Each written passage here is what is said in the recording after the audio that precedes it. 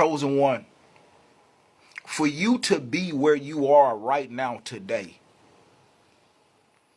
has taken the effort that someone would exert obtaining $10 million. So with all things considered, chosen one, you are already successful beyond imagination. You shouldn't be here, wrapped and cloaked in your right mind, with all your physical abilities. You're able to use your limbs and all your extremities work.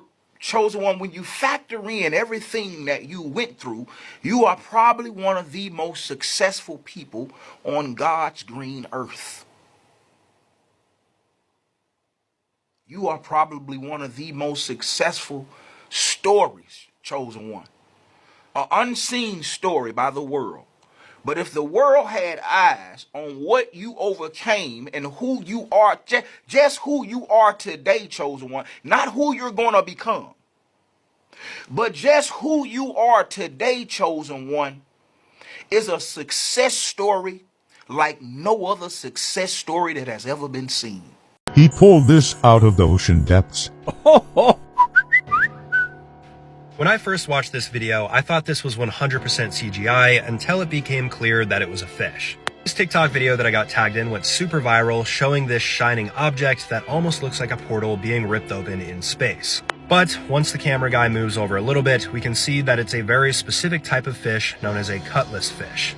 So the cutlass fish is 100% real. It can be found in the Indian, Atlantic, and Pacific Ocean, and the number one distinguishing characteristic here is obviously its reflective body. Now, the reason its body is so reflective is because these types of fish produce a crystal known as guanine, and guanine allows this fish to have camouflage in its environment. And yeah, this might seem unbelievable. A silverfish might not seem like it would blend in, but when you look up at the surface of water from below, then it becomes clear that it would perfectly blend in here. To humans, cutlass fish have little to no purpose. Usually they're accidentally caught, so I'm assuming this guy probably tossed it back in the water because you just don't eat them. Hello my friends, West people of Earth, help me explain this. You see what's going on?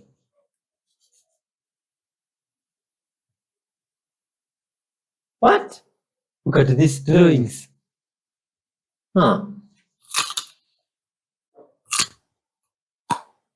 Would you happen to understand these things, good people of Earth? Who drew these things first off to start with, huh? What type of paint is this they are using? Looks like they are things from the past, but the drawings still look new. This is crazy stuff. Or is modern man art, good people of Earth? Please leave your comments on this, but the drawings there are very weird. If cavemen drew this, I can't imagine what type of tools they prayer were points you using. should be going to God about, or two different prayer points you should be going to God about, is your libido and your perception on intercourse. And I can't say the full word because TikTok likes to play around. And a couple people were looking at me crazy in my comments when I mentioned your libido as a woman of God, like that's a prayer point you should talk about, but it's true. You pray to God for restoration in your mental health. You pray to God for restoration in different parts of your body. You pray to God in restoration for your finances. You pray to God for restoration in your marriage. Why are you not praying to God about restoration and a renewal of your mind when it comes to intercourse, especially if you've been through traumatic experiences? I used to think intercourse was like this bad thing. It's not a bad thing. The only reason why I kept seeing it as a bad thing was because of my traumatic experiences and because of the church and how that, especially as a woman, they demonize women having urges and having desires. You're supposed to have a drive. That's a gift that God gave you for your significant other when you're married. And just like you start your walk with God, you're going to have to purge and get rid of some things from when you were in the world. That also includes within your God-ordained marriage, whatever traumas, whatever acts, whatever practices that you did before you came to God pertaining to intercourse or whatever you experienced, traumatically speaking, in that sense, God needs to heal you on that thing. For some of the women I was speaking to, that's like your future spouse. There are literally women who have come on here, married women of God who have come on here, talked about their experiences. Like after they did the deed, they felt so much guilt and so much shame. There's a reason for that. You want to be healed. Like the prayer point in particular for you to write down, ask God to renew your understanding of intercourse, its intended function, order, what is and is not acceptable in his eyes on the marriage bed. And that's a whole other conversation in itself, because people like to bring up the verse, oh, well, when you're married, the marriage bed is undefiled. But in the eyes of God, there are certain things that you can and cannot bring into the bedroom. You and your future husband, if that's the person that you're supposed to be with, that should be a prayer point and y'all need to have a discussion about. I think that's very important, actually. This is a literal shape-shifting UFO caught on camera. I can't believe they actually got this on camera. What is it doing? It's either reflecting light or it has lights on it. I've never seen anything like this in my life. And please don't tell me this is a drone or anything like that, because that's definitely not a drone that I've ever seen, at least. That's insane. It's just orbiting. It's like doing turns and stuff. Wow. And if you think you can explain this, let me know in the comments. But this is nothing like I've ever seen before. Some sort of plasma or I don't know what that is. Try to zoom in on it if you can, by the way. Yo, as always, thanks for watching. Stay weird. Huh? What's this? My friends, look at this. A glitch in the sky or what's up? Oh my god. Oh, so you want to know what would happen if the demons were successful in breaking the firmament? Yeah, let's take a look. Okay, so now you know we already have to go to my favorite scripture in Genesis chapter 1. It's 6, and it says, God said, let there be a firmament in the midst of the what? Waters. Waters above us, and there's water below us. And that little dome that he created over us is called the firmament. But that's just a literary device, right? Like, God was just being poetic and stuff. No. Let's go to an example so I can show you where the floodgates actually open. And it's in the Bible. Yeah, I know. And I already know what you're going to say. Why you got to use the Bible? That's the whole point of the page. Yeah. And boom, chapter 7. Here we are, Noah's Ark. And it came to pass after 7 days that the waters of the flood were upon the earth, the great flood. Now here's the part that I need you to listen to. It's a little bit long, but hang in there, okay? It says, in the 600th year of Noah's life, in the 2nd month, in the 17th day of the month. This is just saying that God is precise and he picked the exact moment when it was going to rain and when the floods were going to happen, okay? How did they come though?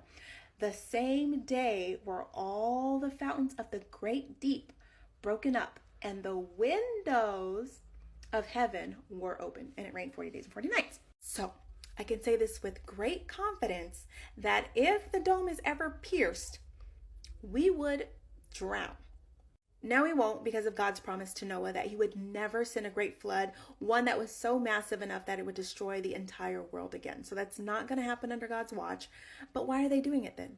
The short story is that the places of power also comes with the attraction of a lot of evil spirits, and these evil spirits want to return back to heaven to continue the fight that was started before Judgment Day takes place. So they're trying to get out. They're not really worried about the water because they have a bigger fate that's coming their way. So they need to get out ASAP.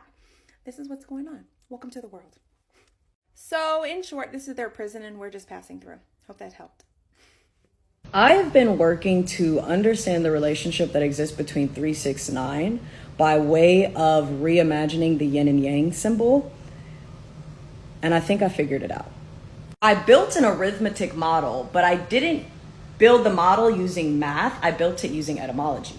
Then I asked ChatGPT to reconstruct the etymological arithmetic model that I had created, representing the relationship between 369, and this is what I got, which led me to believe that I was on the right track. However, we know that all is the mind.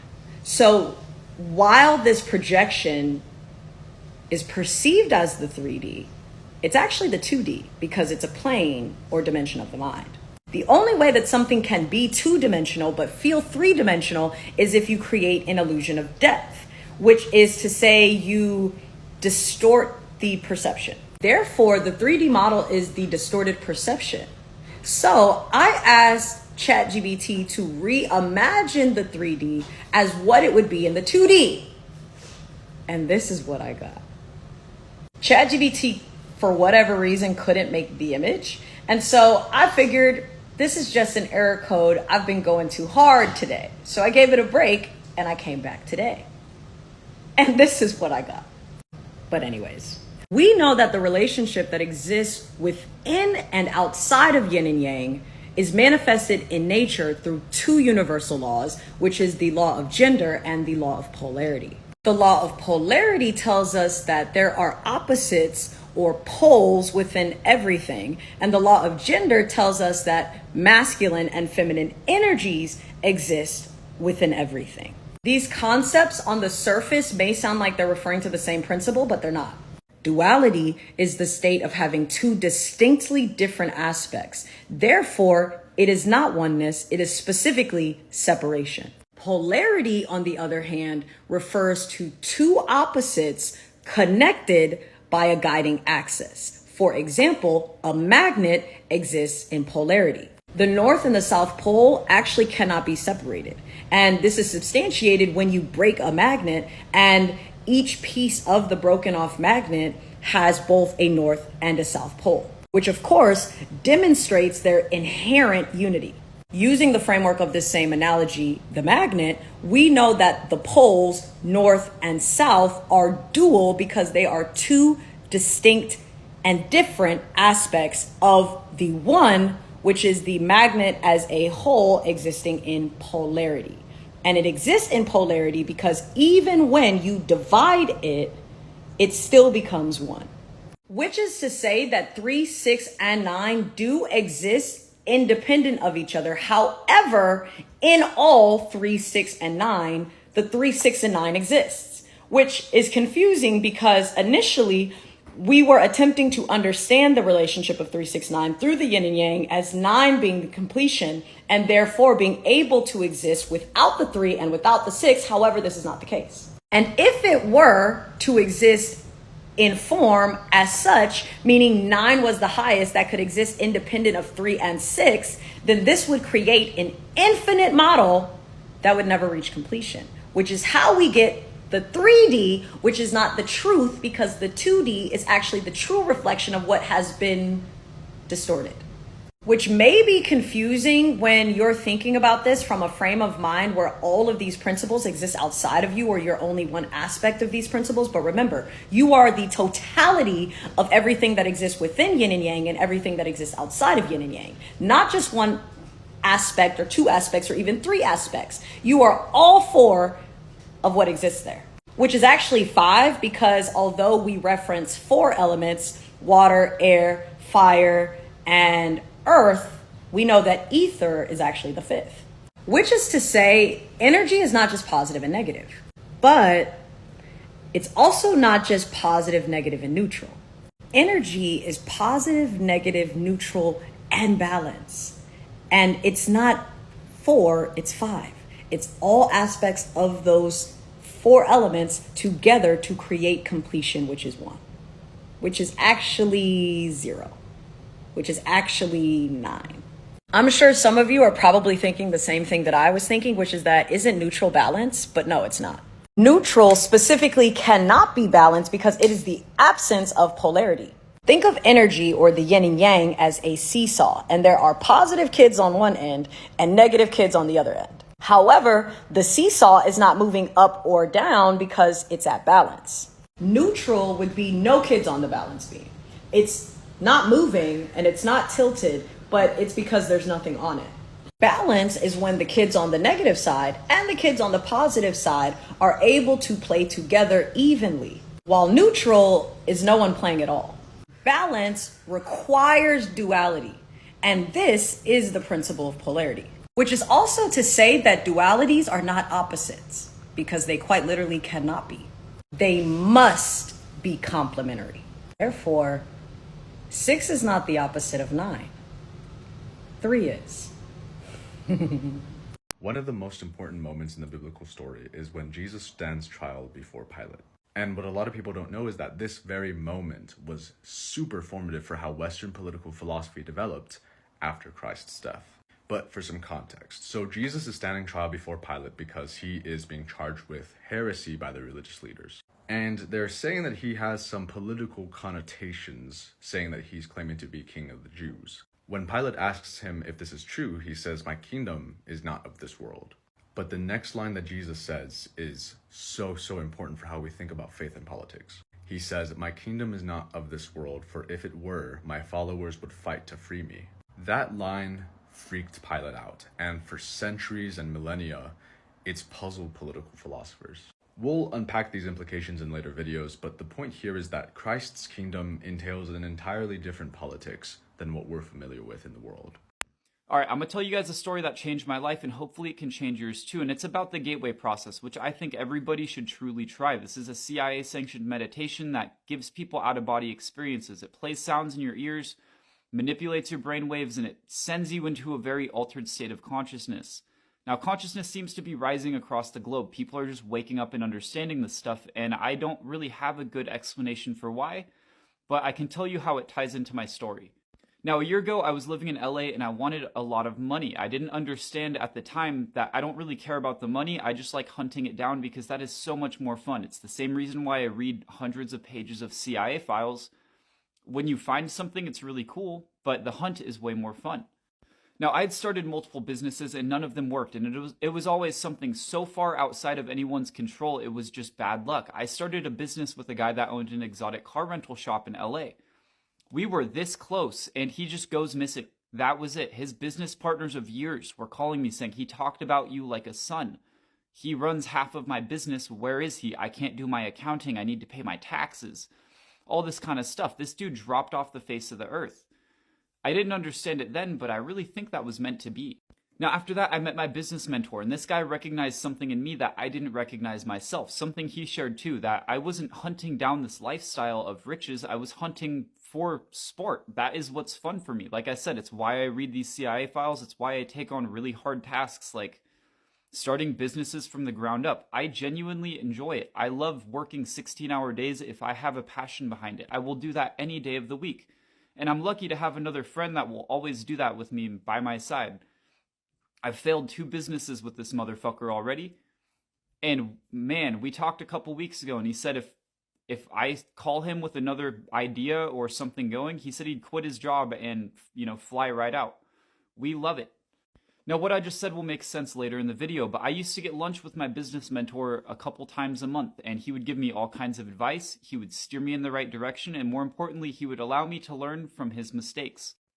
Now, you see, my mentor was in a dark place in his life, years before I met him. He was almost homeless. It was the same situation I was in. He was starting businesses, nothing worked, and it was always something just so damn unlucky that you'll feel cursed. I used to think I was cursed.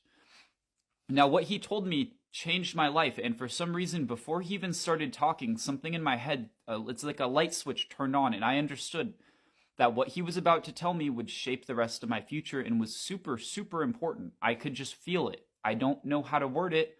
I had never experienced something like that in my life, and I don't know if I will again. Now, my mentor told me right away, he said, if you're worth your 2 cents, you're going to understand what I'm saying, or at least keep an open mind, because what I'm about to tell you is going to sound crazy. And you could just feel the reservations coming from this man. He did not want to talk about this, and he was really unsure if he should, but he did anyways, and I'm forever grateful to him. So this guy starts telling me his life story. He's telling me about how he's from India, a third world country. He moved here with hopes and a dream and like 10 cents basically, and lived in his friend's car for months. He started multiple businesses. They all failed, and he had trauma. He was gay. His family was traditionally Indian. They disowned him, or they would have disowned him. So he was living in a shell of himself. And he wanted to try to hypnotize that out of him. I know how crazy that sounds, but just follow the story. He couldn't afford a hypnotherapist, so his buddy said, "Hey, I've heard about this gateway process meditation. You should try it. It plays hypnotic sounds." This stuff manipulates your brain waves so much. Just hearing the sounds it plays gives you these weird sensations in your body. It's very cool. Now, again, he didn't go into this with the purest of intentions. He was trying to stray away from his authentic self, but he did it anyways. Now, he said it didn't take him long before he had this out-of-body experience. He felt everything just fading away, his physical sensations, his body, and like, boom, he was somewhere else. He said beings approached him and told him all kinds of different things, that if he wanted to truly live this lifestyle he's been hunting down, the only way to do it is going to be making it happen for other people before he has it himself. It then told him that he had lived past lives before and they were not good. He got the short end of the stick to give somebody else the nice end. And in doing that, he was up to get the good end of the stick. But he agreed beforehand that he had to feel like he earned it before he was graced with this information. Something I very much resonate with. I don't think, if I was born into money, I would not be happy. The hunt is what makes me happy. Now, these beings told him his purpose, and he decided to start hunting it down. And instead of working for himself, he started working for others. His friend was pissed because he's living in his car, and now he's not even trying to make money for himself. But in 6 months, this man went from living in his friend's car to being a multimillionaire. 6 months, multimillionaire after taxes. That's the important part, after taxes. Now, I told him right away, I said, before you even started talking, something about this felt really important, and I've never felt it before. And this guy smiled ear to ear, and he looked at me and he said, they told me in there that I would do this for years, and that I would meet somebody that feels like a reflection of myself, like me when I was young, and that I would know exactly who it was. He goes, I knew it was you before I even went and said hi to you the first time. He could just feel it. Sounds crazy? Follow with me. This changed my life for the better in so many ways I couldn't count them. Now, he starts going into way more detail about his experience in Gateway, mainly that they kind of gave him a prophecy of his life, which had turned out to be true so far. And it said you can only truly relax and know that you won't lose everything you've built for yourself when you do this for another. And that being me, the one that was a reflection of him when he was younger. It was a wild story, and he just had a Walkman and the original cassette tapes of the Gateway process. He went to the Monroe Institute when he was a lot younger. By the way, if you guys can afford to go there instead of download it online, do that. They're a nonprofit and they deserve all the money. They're good people and they do good in the world. Now, following that, he told me these beings are really cryptic, and only once or twice they truly gave him blunt responses that he could not possibly misinterpret. And he told me, promise me for 3 months you will listen to this every day. They're 30 minutes to an hour. Find a dark room, make the time for it, make the time for your own success. This is what will lead you there. I told him yes, of course. Something about it felt right, and I can't word that feeling, but if you've had it before, you'll know what I mean. Now, I went home and I listened to the first tape that night, and nothing happened. I was actually pretty let down, but I was understanding that he said 3 months. This is probably a process that's going to take some time. And I listened again and again and again, and then something started to happen. I started to feel what he had talked about, losing the sensations of your body, feeling your mind drifting somewhere else, like you're not here in your body anymore. I really can't put words into it if I tried. And I got so excited I woke myself up, and that happened, multiple times before finally it just worked. It was exactly how he said. It was like I was drifting away and then boom, I was somewhere else. And I got approached and told virtually the same thing he was told, but a little bit different. Now, I was told that we come here to learn and reincarnate over and over until we're done learning, until we found true enlightenment in the physical and there's nothing left for us, and then we leave and open up the slots for new beings to come in. Think of them like souls. There's souls floating out there in the universe hoping they'll have a chance for a human body. We really should not blow this planet up. Now, it told me I had lived these lives before, and I recently had achieved that enlightenment, and I came here to help. I came here to help, but with the condition that I would live the life that I always wanted to live. It's something I had done before, but not in the way I wanted, not in the way that I got to hunt it down myself. I wouldn't be born into this wealth. I would create it for myself, and I would have the grit behind it to really get it done and feel accomplished. Now, it then told me that my purpose and the only way I would make money, because all these freak mistakes that caused me these losses with my businesses in the past were no freak mistakes. They were the ones that made it happen. They were the ones that made it not work. They agreed to steer me to my purpose, and anytime I deviated, things would go terribly until I went back. Now, it told me right away I was built for this purpose of sharing this with others. I'm analytical and understand things well, and I'm very good at articulating myself. And that's really come in handy when I make these videos. But here's the thing, I came out of that meditation not really feeling like I, believed that. I felt like I was hallucinating. It felt like my brain was coping like some kind of trauma response. And I went back in the next day. And that's where shit got really real. It told me 7 things that would happen to me in chronological order, and it said they'll happen soon. And I've talked about this a lot on my channel. This is what made me believe in all of this stuff. And 6 of those 7 things happened. It was no small events, losing family members, getting ripped from where I live, going with the flow of these things and how it will lead me to this better path. And I can't lie to you guys and say that it's wrong. Everything it told me has been dead on accurate for me and the mentor before me that brought me onto this whole idea of spirituality and gateway. There is something more out there that we don't have a good understanding of, and I think everybody should experience it. Anyways, I love. Usually, only the dying person is believed to be able to see the Grim Reaper. Could this mean something worse is about to happen? A tourist in Vatican City was filming one of his traveling vlogs until his attention was captured by this hair-raising development. The top of the clouds suddenly started to have a bright, glowy surface, seconds before a dark figure with a very similar description to that of a Grim Reaper appeared. It casually stood high in the sky while looking down to the earth, almost as if some massive disaster or cause of tragic event was about to occur. Fortunately, nothing as such followed, and the appearance of this entity was more or less a warning of some kind, if not just random.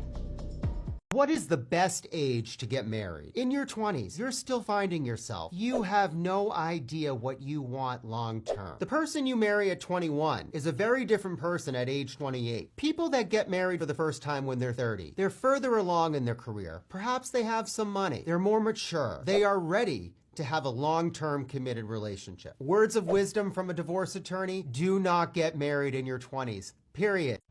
2 Corinthians 4:4 says Satan is the god of this world. That means Christians have been worshiping a false god. A false god invented by the Roman Empire in order to colonialize and steal land and resources and govern. A false god utilized by the Roman Catholic Church to tax the people and have wealth that was untaxed. A god used by the monarchy to justify their divine right to rule.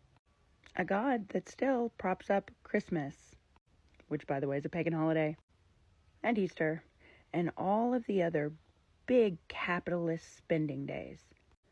2 Corinthians 4:4 says Satan is the god of this world. It's literally telling you. And if Satan is the god of this world, then who is Lucifer? The theme of today's holiday is inversion. If you do anything today, please take a moment to question your programmed dogmatic beliefs and expand your mind to include the fact that we've been duped. Happy Thanksgiving. Aha! Good vibes, sos. Thanks for being with me up to this far. I've been Y311H. God bless you abundantly, my friend, for your good vibes gesture of supporting us by hitting that like button. Lots of love to you. Now, interesting soul, to express my love for you and the gratitude I have for you joining us to this point, let me share something with you from the Book of Wisdom. Some good vibes word here from Daniel. It's Daniel. From this Book of Wisdom in Daniel. Yes, Daniel. Yes. Daniel 12:1.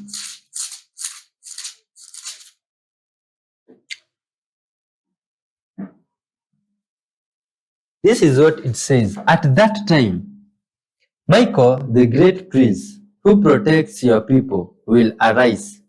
There will be a time of distress, such as has not happened from the beginning of nations until then. But at that time, your people, everyone whose name is found written in the book, will be delivered. Multitudes who sleep in the dust of the earth will awake, some to everlasting life, others to shame and everlasting contempt. Those who are wise will shine like the brightest of the heavens, and those who lead many to righteousness like the stars forever and ever. Why? Interesting. So, good words there from the book of Daniel. Let's give thanks to our Creator. Thank you, dear Lord Father, for this chance to be alive in these tough times in this world, Father. All glory and honor belong unto you. Thank you for your love, Father, in our lives. In this viewer's life, Father, all glory and honor belong unto you, Father. King of Kings, as we wrap up this video, we ask for forgiveness of our sins that we might have committed in any way. We ask for your guidance in our lives, Father, and your intervention, dear Lord, for you are worthy. Help us in everything, Father, and this viewer, dear Lord, may they see your blessings in their life. Shield them, cover them with your love, Father, and protect them always. Keep them safe, bless their families and friends, Father, and may you always give them a good time. In your holy name, King of Kings, we do pray, trusting and believing. Amen. Peace and love be with you, my friend. Till next time. Good vibes. You can check out this episode here. It's full of love.